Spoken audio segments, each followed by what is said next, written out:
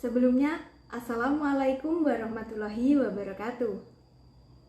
Perkenalkan, saya Ririn Dwi Kusmawati dengan NIM 217. Di sini saya akan menyampaikan materi sistem perkemihan. Selamat menyimak dan semoga bermanfaat.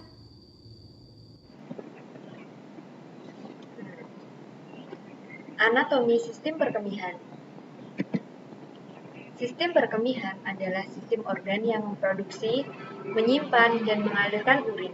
Pada manusia, sistem ini terdiri dari 2 ginjal, 2 ureter, kandung kemih, 2 otot sphincter, dan uretra. Sistem perkemihan berperan penting dalam kelangsungan hidup manusia karena sistem ini berfungsi untuk menyaring darah dan menghasilkan urin. Bagian-bagian sistem perkemihan: 1. Ginjal, 2. Ureter, 3. Kandung kemih, 4. Uretra. Ginjal. Ginjal merupakan organ berbentuk seperti kacang yang terletak di antara kedua sisi kolumna vertebralis. Ginjal kanan sedikit lebih rendah dibandingkan ginjal kiri karena adanya lobus hepatis sinistra atau hati. Fungsi ginjal: 1. Mengatur volume cairan dalam tubuh. 2. Mengatur keseimbangan osmotik dan mempertahankan keseimbangan ion yang optimal dalam plasma. 3. Mengatur keseimbangan asam basa cairan tubuh. 4. Ekskresi sisa-sisa hasil metabolisme. 5. Fungsi hormonal dan metabolisme. Lapisan ginjal. Setiap ginjal terbungkus selaput tipis atau kapsul renalis berupa jaringan fibrous berwarna ungu tua. 1. Lapisan kulit disebut korteks. 2. Sumsum ginjal disebut medula. 3. Rongga ginjal disebut pelvis renalis. Ginjal manusia dapat pula dilihat adanya piramida yang merupakan bukaan saluran pengumpul. Tubulus ginjal. Tubulus ginjal merupakan lanjutan dari kapsula Bowman, bagian yang mengalirkan filtrat glomerular dari kapsula Bowman disebut tubulus konvolasi proksimal. Bagian selanjutnya adalah lengkung Henle, yang bermuara pada tubulus konvolasi distal. Ginjal mempunyai beberapa selubung, yaitu kapsula fibrosa, kapsula adiposa, fascia renalis, dan korpus adiposa pararenal. Nefron ginjal, unit fungsional dasar dari ginjal. Nefron dapat berjumlah lebih dari 1 juta buah dalam satu ginjal normal manusia dewasa. Nefron berfungsi sebagai 1. Regulator air dan zat terlarut atau terutama elektrolit dalam tubuh dengan cara menyaring darah. Kemudian mereabsorpsi cairan dan molekulnya yang masih diperlukan tubuh. Molekul dan sisa cairan lainnya akan dibuang. Reabsorpsi dan pembuangan dilakukan menggunakan mekanisme lawan arus dan kontraksi akhir yang kemudian keluar disebut urin. Nefron terdiri dari sebuah komponen penyaring disebut corpuscula atau badan Malpighi yang dilanjutkan oleh saluran-saluran atau tubulus. Setiap corpuscula mengandung gunungan kapiler darah disebut glomerulus yang berada dalam kapsula Bowman. Setiap glomerulus mendapat aliran darah dari arteri aferen. Dinding kapiler dari glomerulus memiliki pori-pori untuk filtrasi. Darah dapat disaring melalui dinding epitelium tipis yang berpori dari glomerulus dan kapsula Bowman karena tekanan dari darah yang mendorong plasma darah. Filtrat yang dihasilkan akan masuk ke dalam tubulus ginjal. Darah yang telah tersaring akan meninggalkan ginjal lewat aferen. Bagian-bagian nefron. Bagian-bagian nefron, glomerulus. Bagian ini merupakan gulungan atau anyaman kapiler yang terletak di dalam kapsula Bowman, menerima darah dari arteriole aferen dan meneruskan ke sistem vena melalui arteriole aferen. Kapsula Bowman, ujung-ujung buntu tubulus ginjal seperti kapsula cekung, menutupi glomerulus yang saling melilitkan diri, berfungsi sebagai tempat terjadinya filtrasi. Tubulus proksimal konvoluta, tubulus ginjal yang langsung berhubungan dengan kapsula Bowman dengan panjang 15 mm dan diameter 55 mm, berfungsi sebagai tempat reabsorpsi dan beberapa sekresi. Lengkung Henle. Bentuknya lurus dari segmen tipis selanjutnya ke segmen tebal, panjangnya 12 mm, berfungsi sebagai tempat pengenceran dan pemekatan urin. Tubulus distal convoluta, bagian tubulus ginjal yang berkelok-kelok dan letaknya jauh dari kapsula Bowman, panjangnya 5 mm, berfungsi sebagai tempat reabsorpsi dan lebih banyak sekresi. Ductus colligentis medulla, saluran yang secara metabolik tidak aktif, berfungsi untuk pemekatan urin dan menyalurkan urin ke renal pelvis. Proses produksi urin, filtrasi oleh glomerulus, reabsorpsi oleh tubulus, dan sekresi oleh tubulus. Filtrasi oleh glomerulus terjadi di glomerulus. Terjadi karena permukaan aferen lebih besar dari permukaan efferent, maka terjadi penyerapan darah.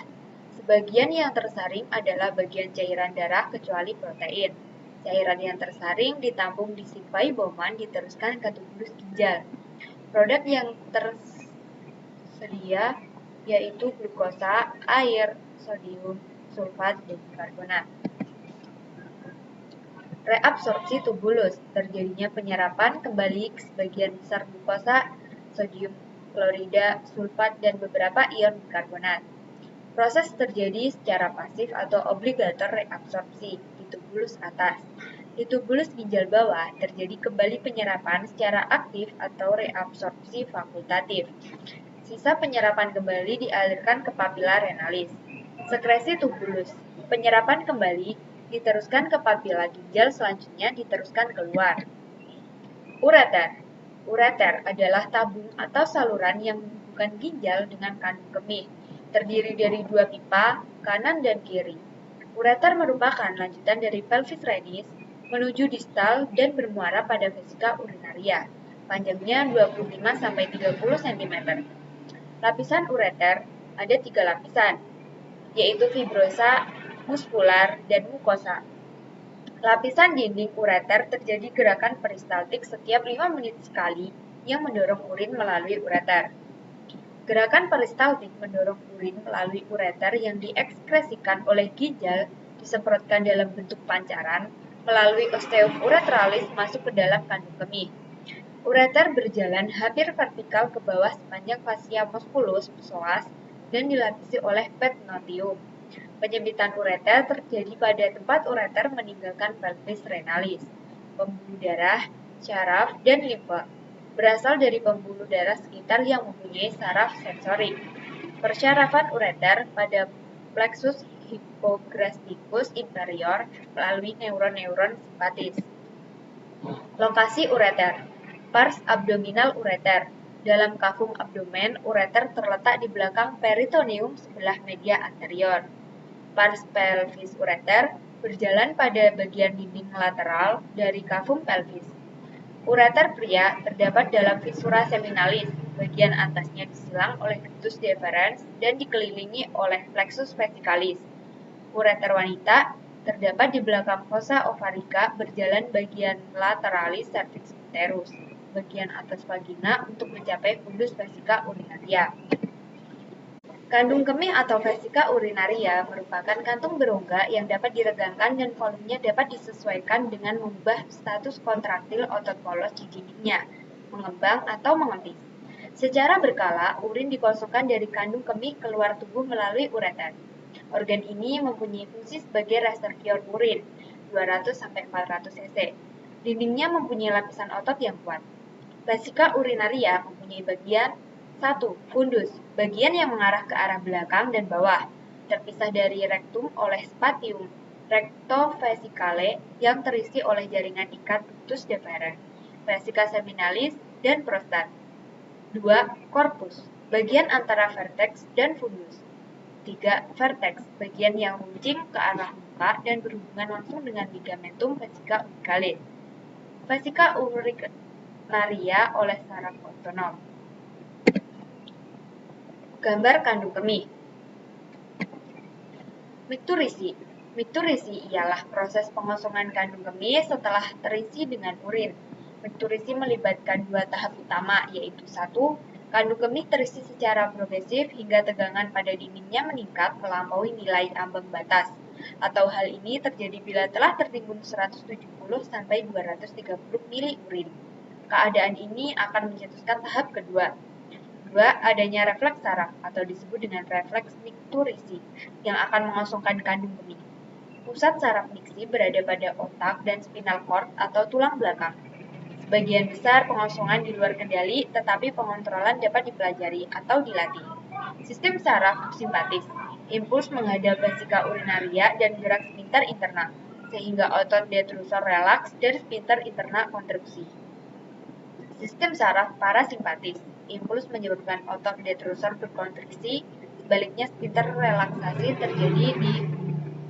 terjadi secara normal atau tidak nyeri.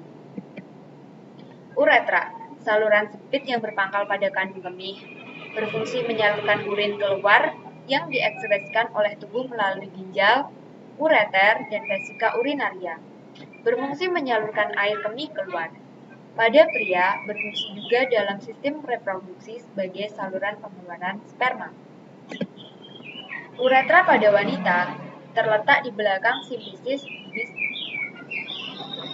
Uretra pada wanita terletak di belakang simfisis pubis, berjalan miring sedikit ke arah atas. Panjang uretra sekitar 2,5 sampai 4 cm dan terletak di antara klitoris dan permukaan vagina. Lapisan uretra 1. Tunica muscularis. Luar. 2. Lapisan spongiosa, plexus dari vena vena. 3. Lapisan mukosa atau dalam. Uretra pada pria. Pada pria, panjang uretra sekitar 20 cm dan berakhir pada akhir penis. Uretra pada pria dibagi menjadi 4 bagian. 1. Pars praprostatika, terletak sebelum kelenjar prostat. 2. Pars prostatika, terletak di prostat, terdapat pembukaan kecil di mana terletak muara vas deferens. 3. Pars membranosa, sekitar 1,5 cm dan di lateral terdapat kelenjar bulbouretralis.